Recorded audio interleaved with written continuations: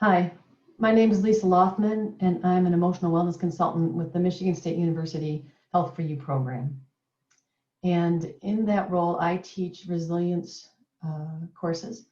My work is offered to help people develop emotional resilience, the ability to navigate the full range of human emotions, and also to develop psychological flexibility, which is the ability to be in the present moment, to open up and to do what matters, and to not be thrown by the circumstances of our life. I used to be very thrown by the circumstances of my life. I used to live at the mercy of my circumstances, and I used to terrorize myself with my own thinking about those circumstances. And so I was stressed by the circumstances, and I was stressed by my experience of the circumstances to the point where I had chronic burnout, chronic dissatisfaction, chronic low mood. The way I was relating to my life lacked resilience day to day, and as a result, there was fatigue over time, and there were autoimmune related issues that showed up in my body. There was coping to that loss of energy and that fatigue that further drained me, because I was numbing and trying to get energy out of things where there really isn't true energy. And I would say all of that contributed to me having sort of a failure to thrive. And when we see babies failing to thrive, we see them not growing, not developing, not advancing, kind of withering. And I do believe there's kind of an adult version of failure to thrive. We flourish and thrive when we're relaxed and connected to our health and well-being, when we've got a good flow, and when we're bringing that energy to something that matters. In fact, what I've learned is that if I'm relaxed and connected to my flow and bringing that energy to something that matters, the energy I give to things doesn't deplete me, because as I'm giving that energy, I'm filling up with more energy from my well of being or my well-being, and then I have flow. And I can be highly productive, accomplish a great deal in service to many, many people, and not get depleted and burned out when I'm working in that way. So the model for resilience training that we use at Michigan State University in the Health4U program teaches a variety of theories kind of all linked together into this framework for resilience. And I have come to summarize that framework in just 6 words. And these are the words that are on the screen here today. And I just thought I would do what I hope is a brief video about those 6 words, kind of walk you through the framework, so that while you're possibly doing some other learning to go deeper into this understanding, you can immediately have a scaffolding to help yourself go from any hard, upsetting moment or any small, annoying situation back to your center. Those things happen and we get flipped out and pulled into a reaction. And if we don't witness our reaction, we're going to be reactive. So the first thing that we need to do is be able to start witnessing ourselves in reaction. And sometimes when people witness themselves in reaction, they still choose to be reactive. And then I think sometimes they choose that, and I think sometimes they just do it because they don't have an alternative. And I'm offering you the scaffolding as an alternative to reactivity, to acting out of alignment with your values, to feeling a lot of intensity and just, expressing that in ways that aren't wise. So in an effort to move towards wise and skillful relationship, I offer these 6 skills. So I just want to walk you through it. I actually say them in a way that has a rhythm to them. And so when something happens, like when something, like just the other day, late in the evening, a news brief came on my phone, it was very alarming to me. And that I had just a ton of emotions all in that moment that I became aware that something occurred. And in that moment, it was important for me to acknowledge what happened. So this is how this works in a moment. I acknowledge what happens. I named and honored the emotions that brought me. I made space for them. And then I kind of bowed to that and released it in the moment, like, so that I could relax into my health and well-being, which allowed me to be aware of where I was and what was happening and what I needed. And so as I started to relax into my well-being, I started to become aware of what was most important and what was needed. So I started to reflect on what to, do I want my whole evening to be, thrown on this? Where am I? What presence do I need in the present moment? And then, ultimately, like, what action do I want to take, both in the moment and then also over time about that issue, thing, or problem that occurred. So I want to just walk you through this, and I hope it's helpful to you. So acknowledge, honor, release, relax, reflect, resolve. So I'll walk you through this and then give you a couple examples. So when we acknowledge, we want to speak and name what happened, right? Trauma-informed therapists say you got to name it to tame it. So I want to speak and name what happened, and what's the current circumstances I'm facing. What am I feeling and experiencing? What is occurring? What did I just read or hear about? What bothers me about it? Like I just got into a car accident and I'm now going to be late for that meeting that I was already late to. Right? That might be something I can acknowledge. I can acknowledge that Justice Ruth Bader Ginsburg passed away. Right? That's a thing that happened, that has just occurred, and I'm having feelings about it. I can reflect on, what about that is bothersome to me. It can be a big thing, a little thing. I just spilt milk all over the kitchen floor, and I'm frustrated, right? So I can acknowledge that. But honoring is just, this is the piece that we skip so often, and it really throws our emotional balance off, because we try to avoid emotions or deny emotions. We have so many cultural rules about emotions that aren't helpful. In this moment, we want to try to suspend all the rules about emotions, and instead of trying to control our emotions, we just want to honor what we're feeling. So also, I would say, we very often don't feel just one feeling about something. Often there's a collection. So when Justice Ginsburg passed away and I became aware of that, I felt grief, I felt respect, I felt fear, I felt sad. All those emotions happened all at once. And so in the part of the honoring is just naming them and just sort of recognizing, and honoring is also giving yourself permission to feel the feelings that it would make sense for a human with your experience to be feeling at this time. There's no need to debate them or compare them to other people, because I am who I am, and I've had the experience I am, and I have the identities I have. And I was raised by the woman I was raised. I had the feelings I had when I learned that Justice Ginsburg passed away. Somebody else with a different experience would have different emotions, and maybe met that emotion with joy, not for her passing necessarily, but for what they might have thought would come next, for the country. And we would have a separate reality about the situation. And so we would also have a separate reality about the emotions that we would feel. That would make sense. I would feel differently than you because it is a different situation for me than for you.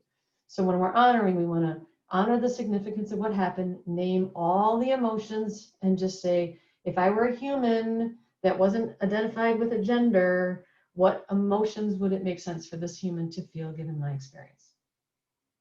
And then in some situations, it's important for me to take a moment to actually honor that emotion. So in that moment, maybe I just need to cry for a minute, or maybe I want to light a candle for a minute, or maybe I don't want to go on with the chit chat at the friend gathering I'm at right now, because that doesn't honor that this just happened.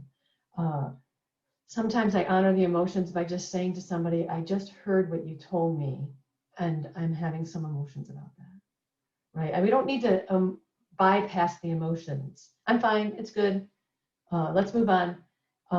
Or we've got a meeting to get to actually just take a minute and speak the feelings that are in the room and allow people to have a moment to just be with them. In one situation, I had to honor my anger, which was repetitive in the workplace that I was working at. And in a moment when I had anger, I needed to go outside. I would go up to the top of the parking ramp next door to my office, and I would take out a medicine ball, and I would just do some ball slams. And then in there, I would swear, and I even pictured people's faces. I was like, I had to physiologically shake it out. So I'm honoring it by movement and honoring it by intentionality. And in that moment, I was saying, I have a right to be angry about what someone just did to me. And I'm expressing that anger in a way that feels like it's lined up with who I am. And it's helpful to me, right? So it's just going to take a minute. Sometimes it's just I need to go to the bathroom and let myself have some tears. Or sometimes I need to just have some quiet. Or sometimes I actually need to do some physical expression, and sometimes I need to swear. Right? Whatever it is, we're just taking a moment of time to honor and to honor those emotions instead of controlling them. Right? We're just going to let the emotion come in, feel it, and let it move on. That's actually how our emotions are supposed to work. And when we make space to honor that emotion, it actually processes quicker than if we hold it back all day and it just, chews on us, right? So how do we metabolize our emotion? How do we make space and allow us to do that? When we let this emotion in and we just sit with it, they inform us. There are messengers. One of my kids recently realized they were really sad, and instead of just overworking and avoiding the sad, he let himself feel sad. And in that sadness, he came to an awareness about himself and more deeply understood himself, because the sadness was a compass to his heart. It didn't take all that long, and then he went on about his business. So how do you process those emotions? We're going to honor those. And then the releasing of it is that there are times when how I'm processing is not allowing me to find my way. And so when I say release, I don't mean be done with it. I'm saying in that moment, I want to give myself permission to let the experience I'm having move away from me a little bit. So I sometimes say, I'm going to bow to this moment. I'm going to bow and push the eject button. I'm going to let it dissipate. I'm going to start to pull my power away from those thoughts and that emotion, and I'm going to let myself settle. If I'm having this kind of an experience, I'm going to bring my attention to the present moment, my full beaming attention to the present moment, which as I do that, I'm not giving my attention to all of that happening. And it gives me a moment to reset. So I think of release as my willingness to, I've acknowledged it, I've honored it, and now I'm willing to reset from it for a minute. That doesn't mean I'm not going to address the issue. It just means I'm going to get some space from it in the moment, and allow myself to then reconnect with my health and well-being, my wisdom, my creativity, my common sense, my grace. When I relax back into my health and well-being, I reconnect with all I have, all I know, all I've been taught, all that can come to me fresh comes in a moment when I'm relaxed, connected to my health, and not occupied, right? It's as I relax into it, I get access to things. And so I'm just inviting the release to open the portal so that I can connect with my health and well-being, with my innate health, with my creativity, with who I was. If I just had a reaction, something happened, I was like, are you kidding me? That's not right. That makes me so mad, right? So from there, I only get that. But when I relax back into it, I might have perspective return. I might regain my perspective. I might have an idea I've never had before, some new idea. My new ideas come to me in a moment when I'm not attached to my old ideas. I'm inviting, I respect new ideas. I want to have a new idea. I want my perspective to return. So when I am willing to give myself permission to relax in this moment, even though the thing is still the thing out there, the thing is the thing, I'm relaxing, and then I'm going to reflect what matters most. It is what it is, given that it is what it is, who I want to be and how do I want to respond. What's most important right now in the here and now? Maybe it's feeding this kid, or maybe it's driving my car safely till I can get home. And then also some reflection on who do I want to be about this issue? Like once I'm in this place, then I want to do the work about the issue, because what I come up is going to be very different than if I did it when I was here or when I was here, right? And so what would my deepest, wisest, value-guided self want me to do? And then I want to resolve to take that action. Resolve is not resolve, it's done, right? Resolve is, and this is what I resolve to do right now in service to my values.